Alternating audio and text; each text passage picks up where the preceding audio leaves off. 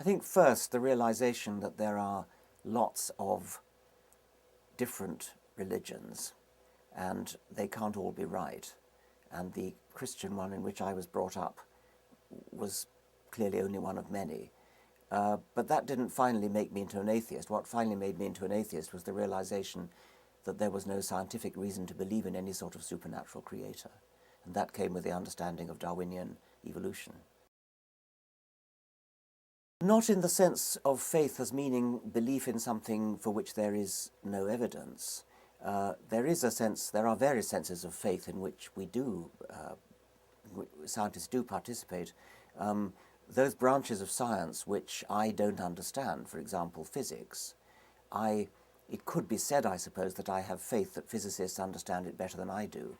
And so when I say something that physicists tell me, such as that there was nothing before the Big Bang, you're not allowed to talk about the word before in the context of the Big Bang, I sort of have faith that physicists understand enough to be allowed to say that, even though I don't understand why they're allowed to say that.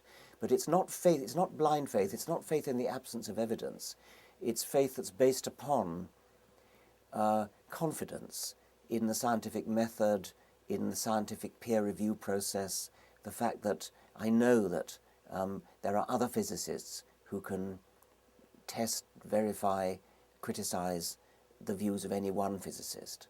So it's not the same as religious faith, which is based upon no evidence at all.